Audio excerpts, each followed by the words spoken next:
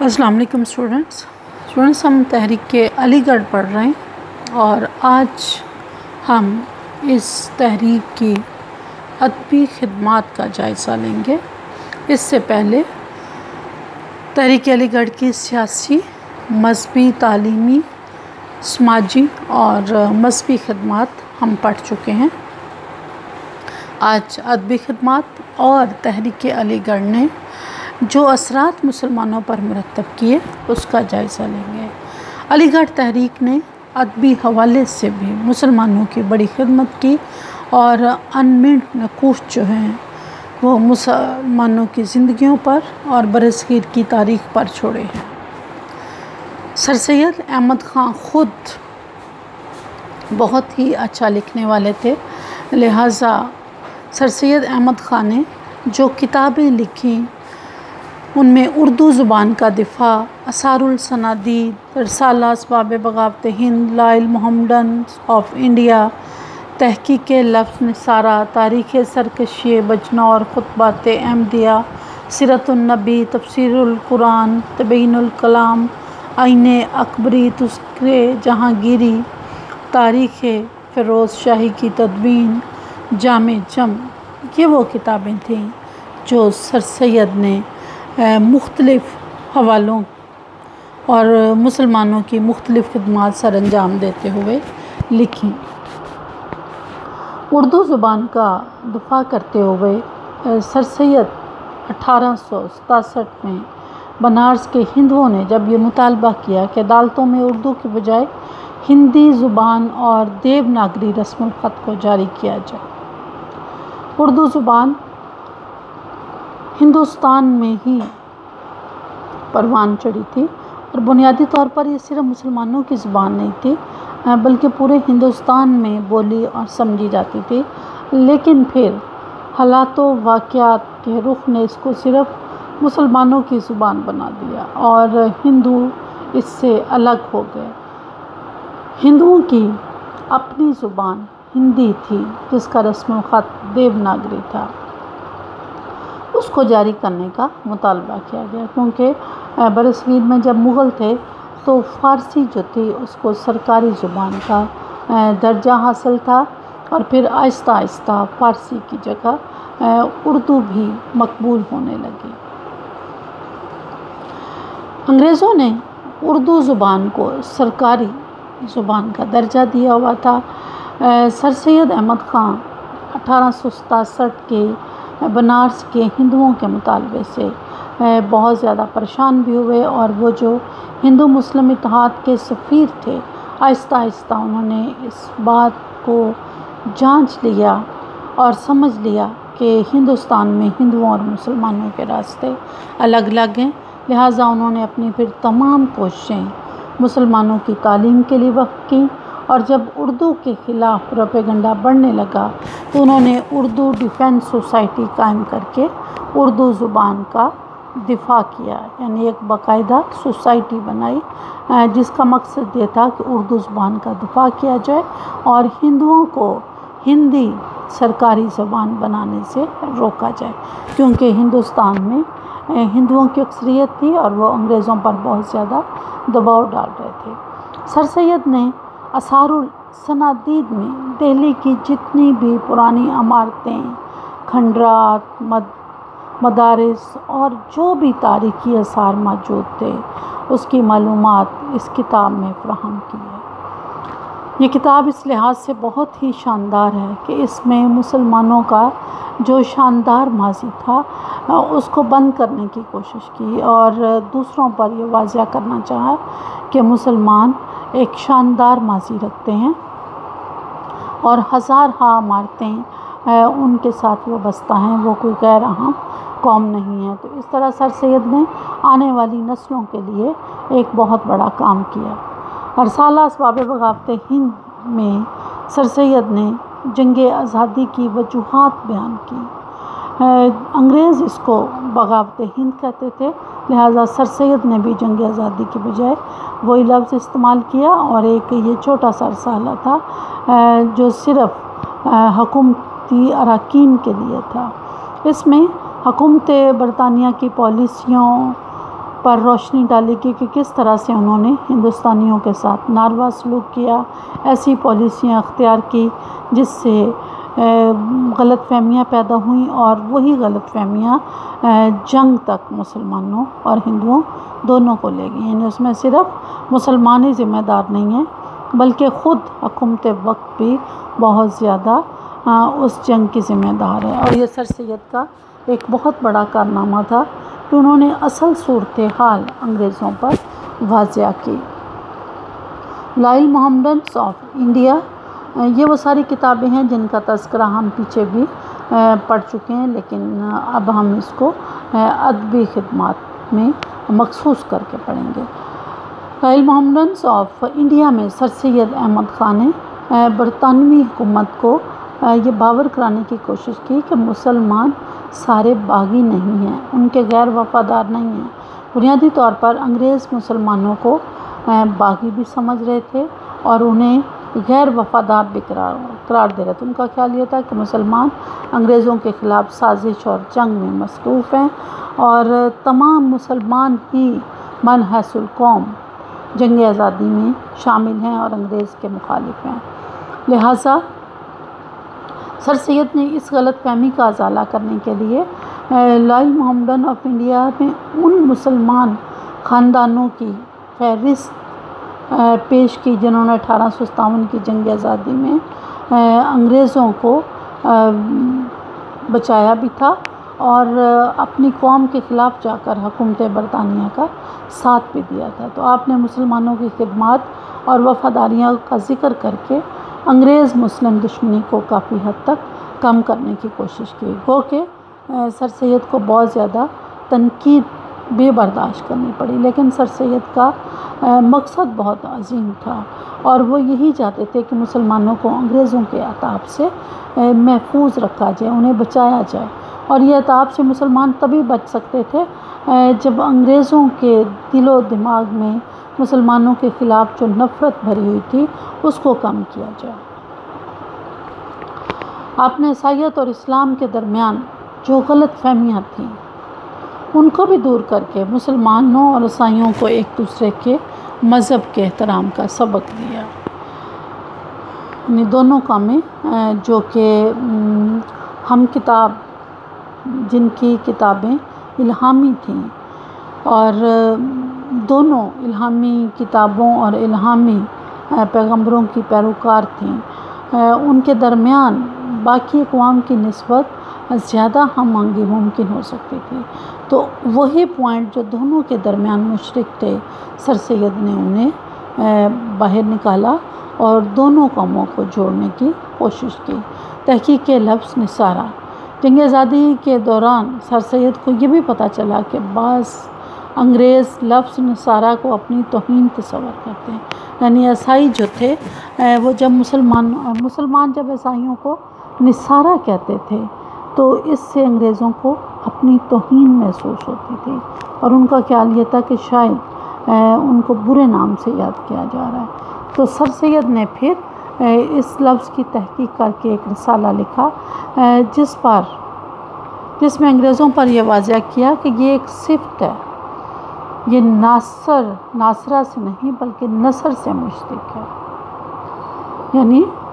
مدد کرنے والے. تو اس طرح آپ نے مسلمانوں اور عیسائیوں کے درمیان ایک غلط فہمی دور کی. تاریخ سرکشی بجنور، تاریخ سرکشی بجنور میں آپ نے مسلمانوں کی ان خدمات کا ذکر کیا جو انہوں نے جنگ آزادی کے دوران برطانوی حکومت کے لیے سر انجام دی تھیں اور مسلمان خاندانوں نے انگریزوں کے بچوں عورتوں کو بچایا تھا. سر سید نے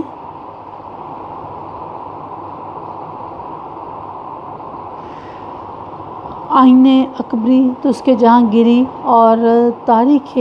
فیروز شاہی جو کہ اس سے پہلے آئین اکبری اکبر کے دور میں لکھی گئی تھی جسے ابو الفضل نے لکھا تھا. اس کے علاوہ تسک جہانگیری، جہانگیر نے خود اپنی سوانح عمری لکھی تھی اور تاریخ فیروز شاہ کے دور میں لکھی گئی تھی، ان سب کی اثر نو تدوین کی اور ان کی اشاعت کروائی۔ اس کا مقصد بھی مسلمانوں کے شاندار ماضی کو زندہ کرنا تھا۔ جامع یہ کتاب بھی سر سید کا ایک بڑا ہی عظیم کارنامہ سمجھا جاتا ہے۔ اس میں آپ نے امیر تیمور سے لے کر بہادر شاہ ظفر تک 30 سے زائد جو بادشاہ بنتے تھے ان کے حالات زندگی مختصر کر کے بیان کیے۔ اس کا مقصد بھی مسلمانوں کے شاندار ماضی کا تذکرہ تھا اور اسے زندہ کرنا تھا۔ اس کے علاوہ سر سید نے بہت سارے آرٹیکلز جو تھے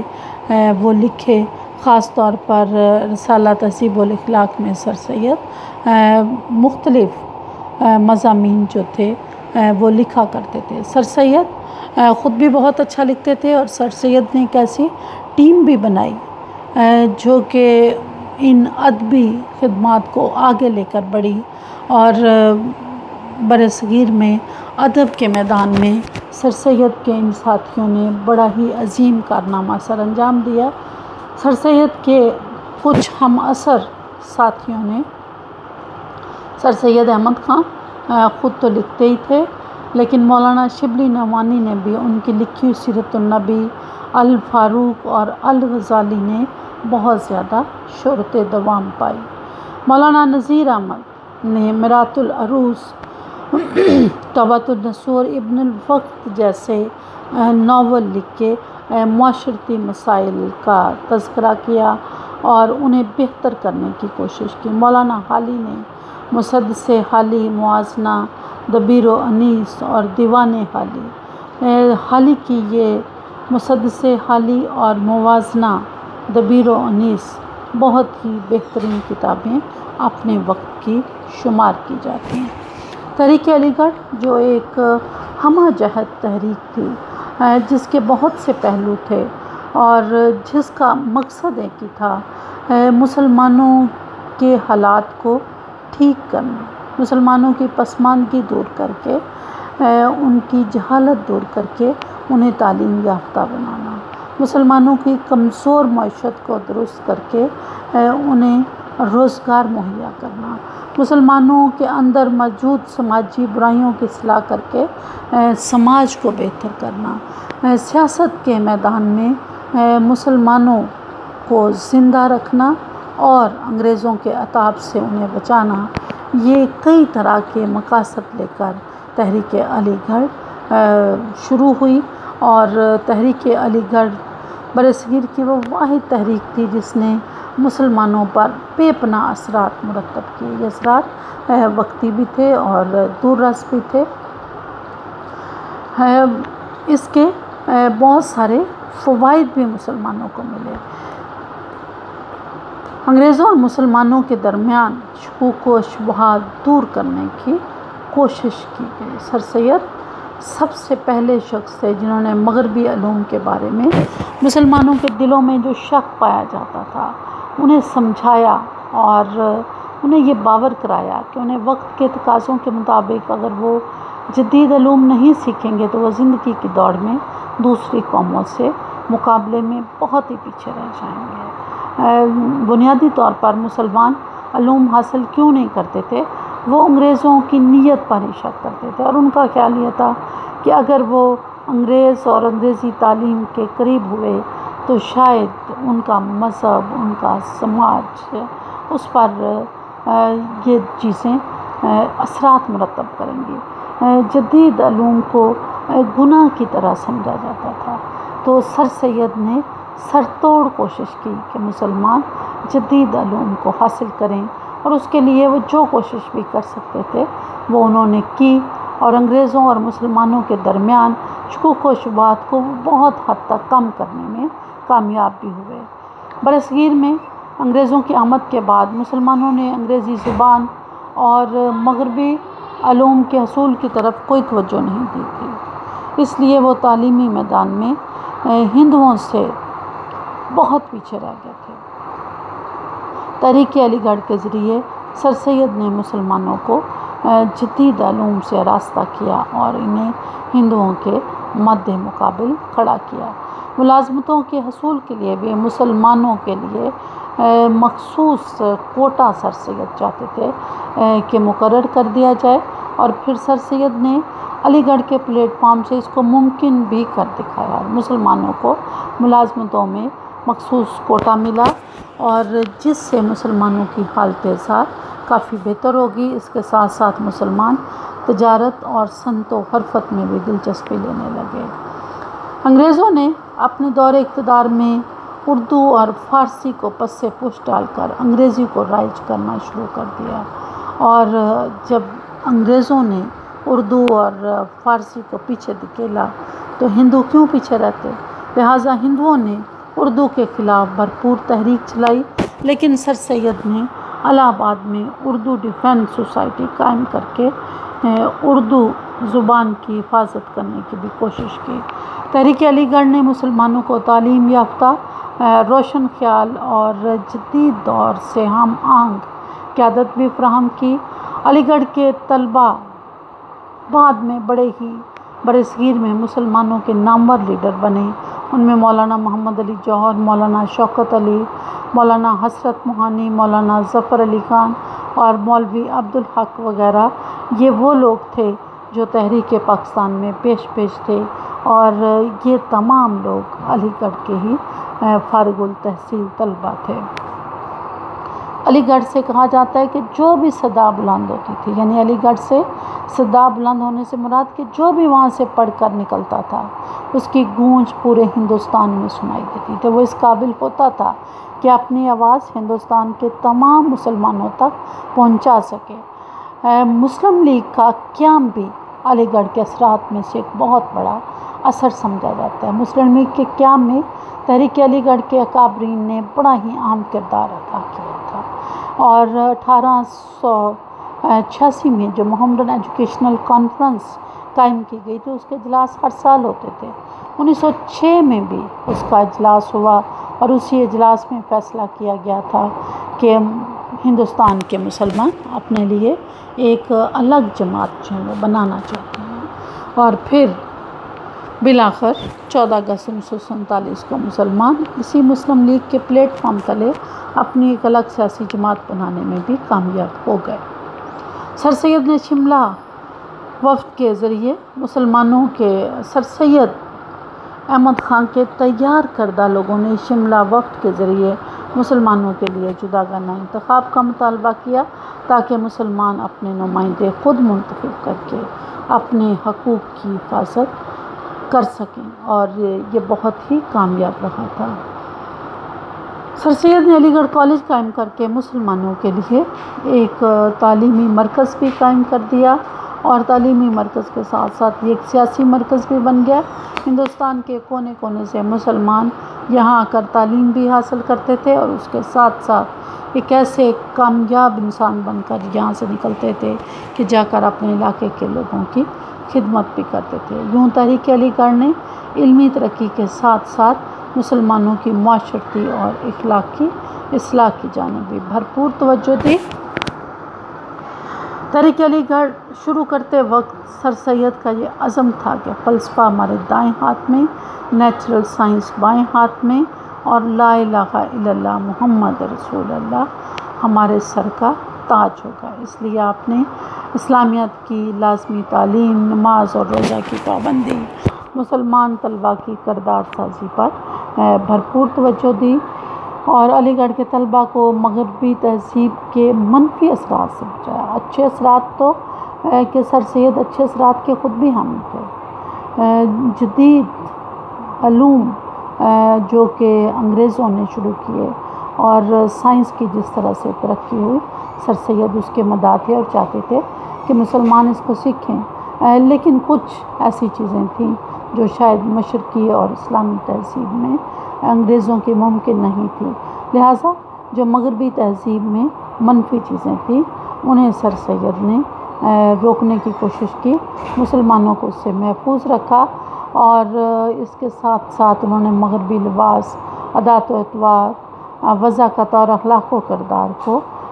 ترجیح دی، اور مسلمانوں سے بھی کہا کہ وہ اس کو اختیار کریں۔ تو اس طرح علی گڑھ نے مسلمانوں کی برصغیر میں تعلیمی خدمات کے ساتھ ساتھ تمام شعبہ زندگی میں بھرپور خدمات سر انجام دیں، اور یہ تحریک علی گڑھ کی تھی جس نے ایسے لوگوں کو تیار کیا، ایسے طلباء تیار کیے جو تحریک پاکستان میں ہراول دستہ کے سپاہی بنے، اور مسلم لیگ کے جھنڈے تلے قائد اعظم کی رہنمائی میں انہوں نے پاکستان کو ممکن بنایا۔ تو علی گڑھ تحریک اور سر سید قیام پاکستان کی پہلی بنیاد ہیں۔